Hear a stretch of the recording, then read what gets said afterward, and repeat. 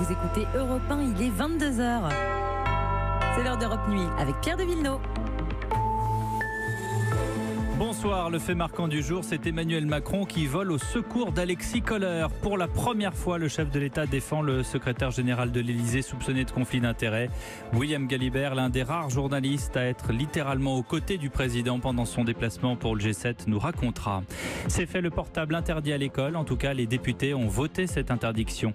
Nous entendrons l'avis de l'initiateur, le ministre Jean-Michel Blanquer. Dans ce journal également, la polémique autour des comptes de campagne du chef de l'État, le portrait de l'adolescent qui a tué Kevin à Mourmelon, un plan social en place pour les salariés de Ford à Blanquefort en Gironde et Roland Garros avec la qualification de Nadal et une belle finale d'âme en perspective. 22h15, notre invité dans Europe Nuit, Jean-Louis Chaussade, directeur général du groupe Suez, à la veille de la journée mondiale de l'océan. Si on ne fait rien, on aura dans 7 ans 250 millions de tonnes de déchets plastiques dans les océans. Pour vous également, la météo de Valérie Darmon, demain ensoleillé, la bourse avec Didier Hameau et la belle entreprise, la plateforme Youpi Jobs qui propose des services à la personne.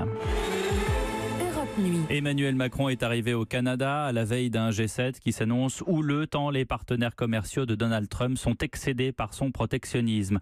Le président français n'avait jusqu'à présent pas pris la parole sur l'affaire Kohler, le secrétaire général de l'Élysée, soupçonné de conflit d'intérêts entre sa fonction publique et ses liens familiaux avec l'armateur MSC. Une enquête est ouverte au parquet national financier. William Galibert est l'un des très rares journalistes à l'avoir suivi dans son avion présidentiel. William, vous êtes à Montréal et le chef de l'État a pris la défense de son bras droit.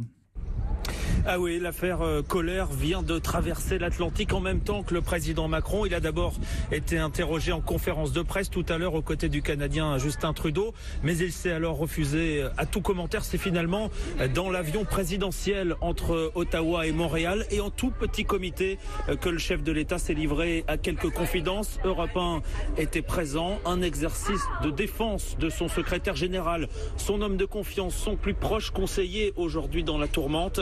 Emmanuel Macron balaye les soupçons qui pèsent sur Alexis Kohler. Il explique que son équipe a toute sa confiance. Je vous cite les mots du président.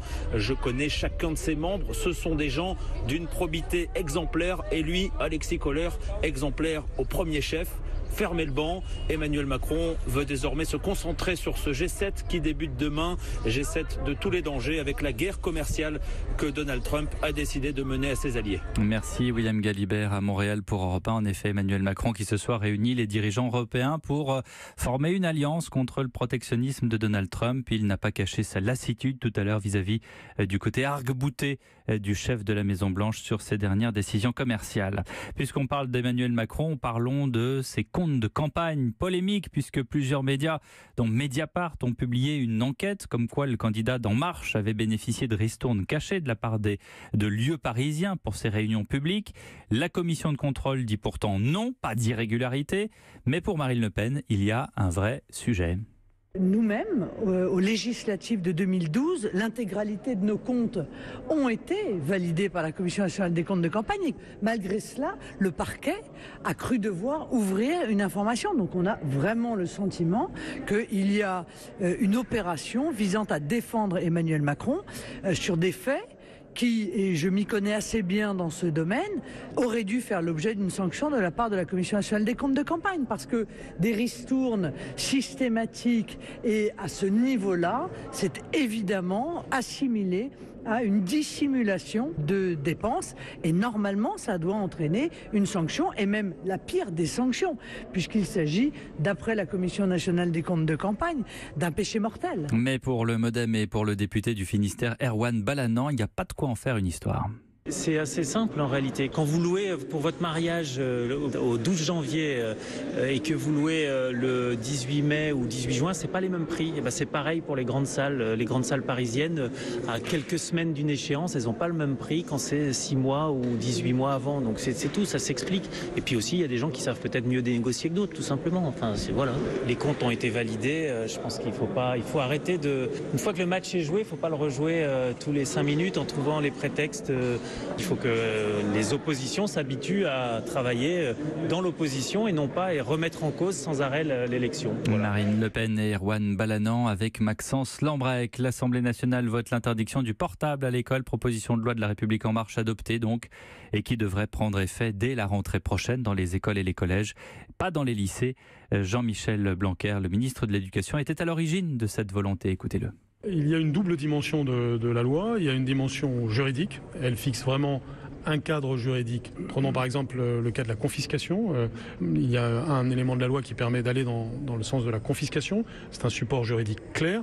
Mais c'est vrai, il y a aussi une dimension psychologique. C'est l'occasion d'envoyer un message aux écoles, aux collèges, mais aussi d'une certaine façon à la société française sur une éducation au numérique et sur la nécessité d'avoir de bons usages du numérique. Or, nous savons aujourd'hui qu'il y a des phénomènes d'addiction aux écrans. Je pense au cyberharcèlement, je pense aux sites pornographiques. Et notre premier rôle, c'est de protéger l'enfance et l'adolescence. Cette loi le permet. Vous, pendant la discussion, vous avez très peu sorti votre téléphone. C'était voulu? C'était un signal? Oui, bien sûr. Il aurait été. Vous savez, en pédagogie, le premier principe, c'est l'exemplarité. Donc, en effet, il était bien normal que je n'utilise pas mon téléphone portable pendant cette discussion. Le ministre de l'Éducation nationale, Jean-Michel Blanquer. Théo, celui qui avait fait l'objet d'une interpellation musclée à Aulnay-sous-Bois et qui très vite était devenu le symbole des violences policières, eh bien, son frère Michael a été mis en examen dans une vaste affaire d'escroquerie aux aides publiques et placé sous contrôle judiciaire. La justice le soupçonne d'avoir détourné des centaines de milliers d'euros. Il est 22h06. Europe 1, Pierre de Villeneuve. 24 heures après la mise en examen des deux ados diaboliques à Mourmelon dans la Marne, le scénario se précise dans la mort de Kevin, 17 ans. C'est donc un piège qui aurait été tendu par sa petite amie. Et désormais, Jean-Jacques Herry, tout l'enjeu des investigations sera de déterminer le degré de responsabilité de chacun. Oui, de savoir si les responsabilités sont partagées ou si au contraire, on a affaire à une logique de bras armé avec une tête criminelle, pour reprendre les mots du procureur de Reims. Le bras armé, ce serait le tueur présumé, auteur d'une vingtaine de coups de poignard. La tête criminelle, elle, ce serait la jeune fille. Connaissant les sentiments du lycéen à son égard, elle se serait servie de lui pour tuer Kevin, une thèse en faveur de laquelle penche Clotilde, une amie du tueur présumé. Oui, je pense qu'il était sous l'emprise. Il était vachement discret quand même. C'était un mec cool, sympa, complètement décalé. Je pense qu'il était amoureux.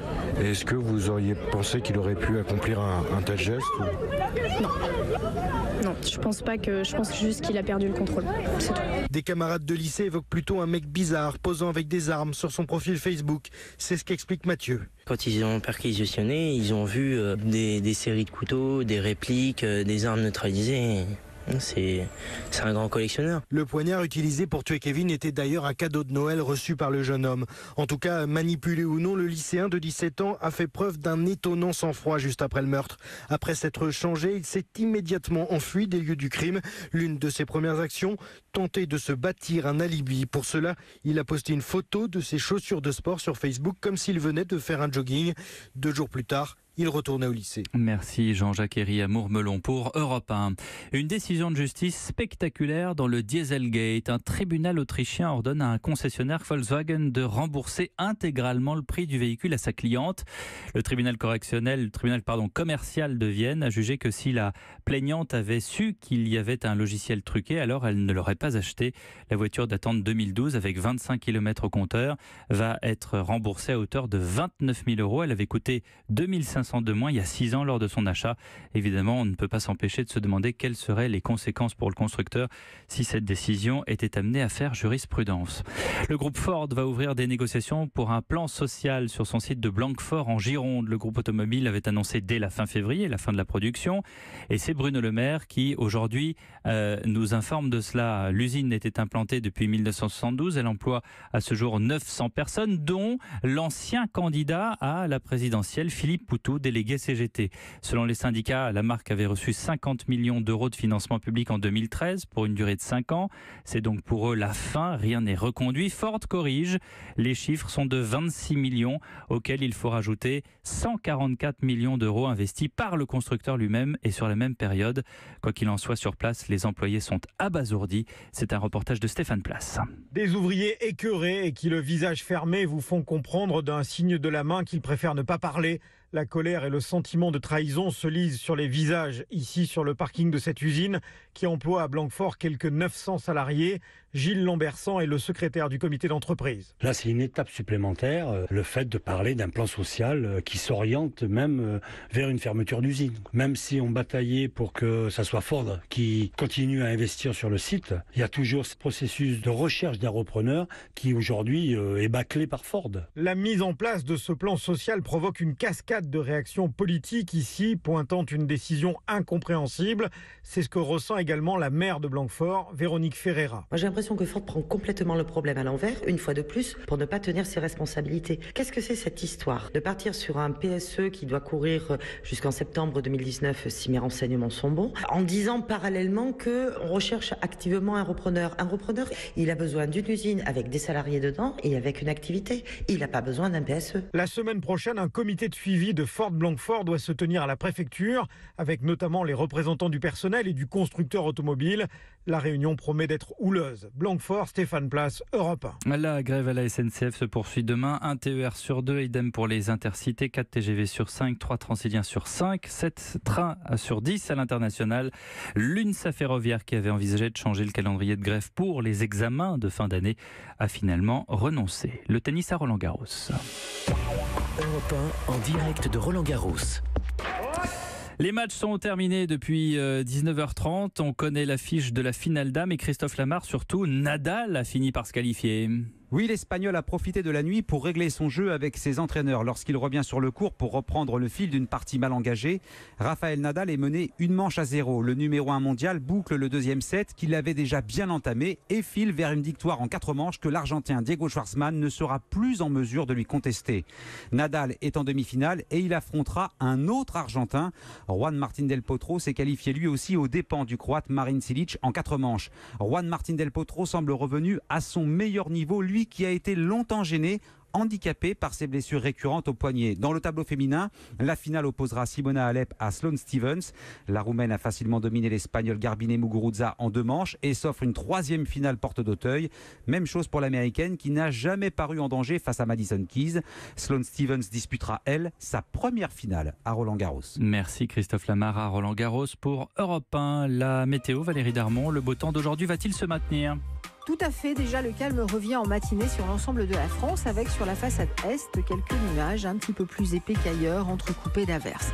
Ailleurs, excepté les grisailles nombreuses sur le nord au lever du jour, le ciel sera variable, mais l'accalmie sera une nouvelle fois de courte durée puisque dans l'après-midi, les orages vont reprendre ponctuellement et sans trop de violence dans l'est, surtout sur les reliefs. Et en soirée, une nouvelle dégradation arrive par l'Aquitaine, nous annonçant pour ce week-end orages et grêles sur la moitié ouest, ça c'est pour samedi, et puis sur les 3/4 de la France pour dimanche. Peu de changements en revanche du côté des températures, au-dessus des normales de saison déjà, et en hausse pour la moitié sud. Merci Valérie Darmon, 22h13, vous restez avec nous dans Europe Nuit dans un instant. Jean-Louis Chaussade, le directeur général du groupe Suez, pour évoquer la journée mondiale de l'océan. À tout de suite.